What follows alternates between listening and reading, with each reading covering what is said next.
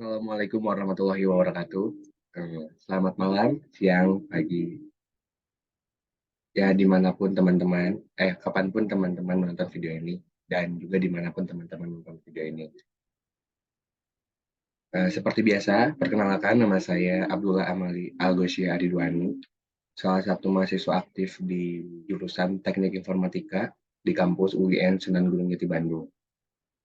Pada kesempatan kali ini, saya akan sedikit membahas mengenai shell script. Nah, mungkin sebelum kita memulai, ada intermezzo dulu ya. Shell script itu kan berarti kalau kita jabarin secara harfiah itu ada shell dan script gitu ya. Nah, shell sendiri adalah sebuah program penerjemah yang berfungsi sebagai jembatan antara user dan kernel. Biasanya, shell akan menyediakan sebuah interface di mana interface ini berfungsi sebagai tempat untuk memberikan perintah-perintah. Contohnya Linux gitu ya. Linux itu memiliki berbagai macam shell. Salah satunya ada Bourne shell atau SH gitu ya. Nah, terus apa sih itu shell script? Nah, shell script adalah sebuah bahasa pemrograman yang disusun berdasarkan perintah-perintah shell yang tadi gitu ya. Shell itu kan yang nanti penghubung user sama kernel gitu. Mungkin sedikit aja intermezzonya, kita langsung aja ke pengaplikasian gitu ya terkait si shell script ini. Mungkin saya akan share screen sebentar.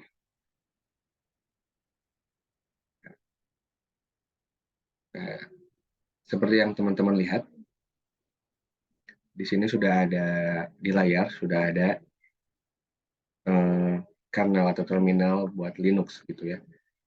Ini saya menggunakan aplikasi pihak ketiga yaitu Mobile Extern karena ya device saya atau komputer saya ini pakai sistem operasinya Windows gitu ya, bukan Linux. Jadi saya membutuhkan pihak ketiga untuk mengakses kernelnya Linux gitu. Dan saya pilih Mobile Extern. Nah langsung aja untuk membuat shell script gitu ya atau menjalankan shell script ya kita harus masuk dulu ke SSH terminal atau server kita. Nah, kebetulan saya udah punya server ini, server server dari kampus. Ini ya, SSH praktikum. Saya masuk dulu.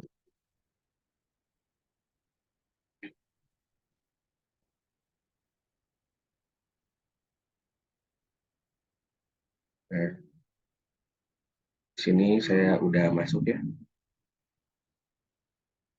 Ada di praktikum C. Ini terdapat banyak sekali folder. Kita masuk ke folder yang milik saya gitu ya. Biar gak ngacak-ngacak folder punya teman-teman yang lain. Sebentar.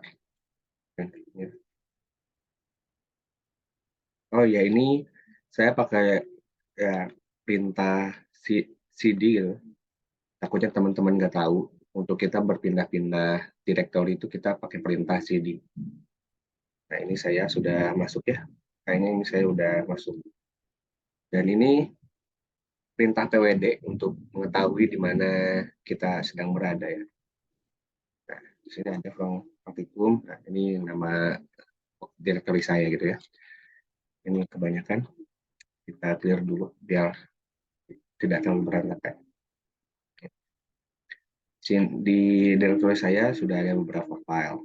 Nah, di sini ya. Seperti kalau teman-teman enggak, tadi tadi kan saya salah satu bahasa di apa? Salah satu bahasa di kernelnya Linux itu ada yang .sh atau tadi si ya, Bourne shell gitu ya. Salah satu kernel di Linux. Nah, ini udah ada nih contoh-contoh shell script yang udah pernah saya buat gitu ya di sini. Ada perkenalan.sh, ada learning.sh, ada tes.sh gitu ya. Nah, di sini kita akan mencoba untuk membuat shell script dari nol gitu ya. Pertama, yang harus kita buat yaitu membuat file sh-nya pakai perintah touch. Nah, touch sendiri di sini fungsinya untuk memberikan perintah pembuatan file gitu. Terlepas mau itu file teks, mau itu file SHS ya shell script kayak gini ataupun yang lain yang jelas tahu situ untuk membuat file. Nah, kita untuk percobaan kali ini kita beri nama shell script kita sebagai test shell aja. Namanya test shell. Nah, jangan lupa karena ini adalah shell script ya menggunakan tadi bahasa SH.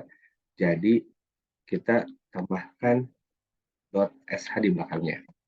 Nah, kalau muncul seperti ini, harusnya ini sudah ada di directory saya. Kita ls lagi. Ya, ini, oh ya, untuk sekedar informasi juga, ls itu di sini untuk melihat isi directory gitu ya. Isi direct, isi isi yang ada di directory kita. Kalau ingin lebih rinci, kita bisa menggunakan ls min l. Nah, kayak gini. Oke, di sini sudah ada ya, sudah kita buat test shell.sh. Nah, karena ini baru dibuat, berarti kan kita isinya masih kosong. Cara ngebuktiin isinya ya kita tinggal lihat di sini menggunakan perintah cat untuk melihat isi suatu file. Kita tuliskan lagi nama filenya test shell sh. Nah, ini. Karena muncul kayak gini berarti ini udah pasti kosong gitu dalam filenya karena tidak si cat tidak memunculkan apapun. Nah, maka dari itu kita akan mengisi file SH ini atau file shell script ini. Bagaimana cara mengisinya ya? Kita menggunakan kita masuk ke dalam Vim gitu ya. Dengan perintah Vim, masukkan lagi nama file kita yaitu test shell. Nah, kita akan masuk ke tampilan Vim, di mana kita akan mengedit isinya gitu. Atau yang tadinya kosong jadi mengisi isinya, mengisi file tersebut. Nah, seperti yang teman-teman lihat, ini terbukti ya bahwa isinya masih kosong. Ini berarti baru kita buat.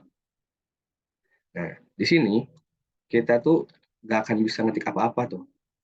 Kita harus masuk dulu ke mode insert. Bagaimana cara masuk mode insert? Kita klik tombol I pada keyboard kita. Nanti akan muncul tulisan seperti bawah, insert. Berarti kita sudah ada di mode insert, di mana kita bisa mengetik apapun. Ya, seperti ini.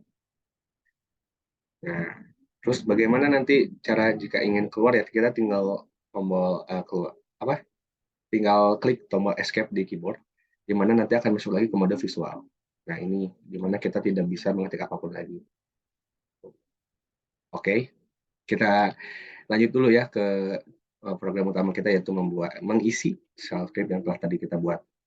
Masuk ke mode insert, kita akan membuat tampilan untuk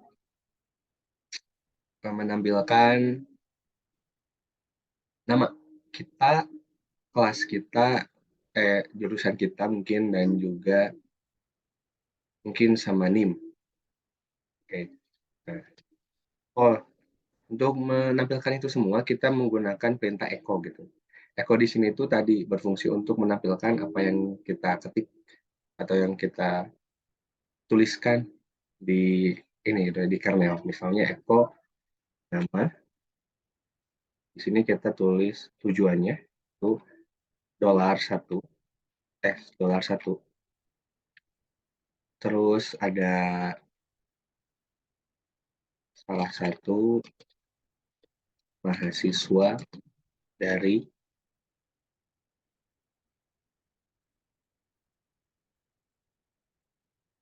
jurusan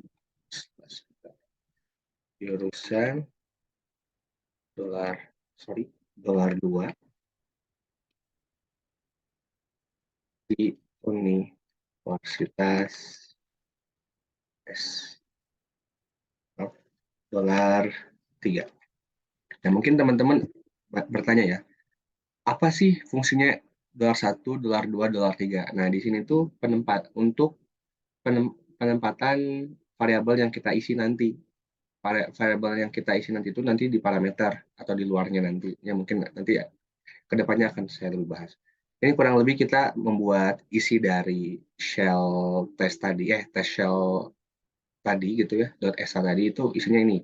Nama, yang nanti kita inputkan $1, salah satu mahasiswa dari jurusan $2 nanti inputan kedua kita, dan di universitas $3 nanti inputan ketiga kita gitu ya. Nah, untuk meng-save ini kita tadi harus keluar dulu dari menu atau dari tampilan insert ya, dengan mengklik tombol escape untuk masuk ke mode visual lagi. Nah, di sini kita sudah masuk ya ke mode visual. Kita tidak bisa lagi sorry, ini I-nya kepencet. Nah, ini untuk keluar dari mode insert dengan mengklik tombol escape. Oh, insertnya menghilang, berarti kita sekarang sudah ada di mode visual. Tuh, kita sudah tidak bisa mengetik apa-apa. Nah, untuk meng-save-nya, karena kita sudah mau masuk mode visual, kita ketik ×2, W.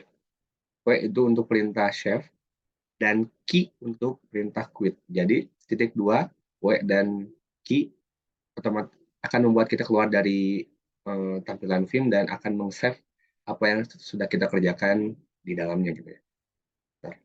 Nah, kita kembali lagi ke tampilan kernel. Nah, untuk kita apakah tadi benar bahwa file testshell.sh itu sudah kita isi, kita boleh mengetikkan kembali perintah cat untuk melihat isi sebuah file. Cat testshell.sh. Nah, ini kan sesuai dengan apa yang tadi kita buat di Vim. Nama $1 salah satu mahasiswa dari jurusan S2 di Universitas bla bla bla. Nah, ini teman-teman, cara kita mengeksekusi si file shell script ini dengan mengetikkan titik / miring nama filenya tadi testshell.sh. Nah, di sini kan udah ada spasi tuh. Kita ketikkan variabel atau nama yang nantinya kita akan masukkan ke tiap dolar. Misalkan pertama, berarti kan nama. Namanya misalnya Doni. Nah, dengan kita mengklik spasi kayak gini, itu tuh kita sudah masuk ke $2 atau parameter kedua yang nantinya akan tersimpan atau akan tertampil sebagai S2 di dalam si shell script ini gitu, si shell script testshell.sh. Karena namanya Doni itu S1 atau parameter 1 akan mengisi pada bagian $1 mahasiswa dari jurusan. Nah, kemungkinan yang lebih tepat kan berarti nama jurusan. Misalnya nama jurusannya psikologi. Nah, kita spasi lagi, otomatis kita akan pindah ke parameter ketiga yang nantinya akan mengisi pada bagian $3 di Universitas Indonesia misalnya. Jadi kita tulis Indonesia. Maka kalau sudah kayak gini, sudah ada ini sebagai penanda, .sh itu sebagai penanda bahwa kita akan mengeksekusi shell script ini, shell script testshell.sh. Ini Doni sebagai parameter ke-1 yang nantinya akan mengisi $1, psikologi sebagai parameter kedua yang nantinya akan mengisi $2, dan Indonesia nanti yang akan mengisi $3 gitu ya. Sudah kayak gini kita enter. Oh ini ada yang kelupa gitu ya. Permission deny. Ini maksudnya apa? Apakah kita gagal membuat shell script gitu ya?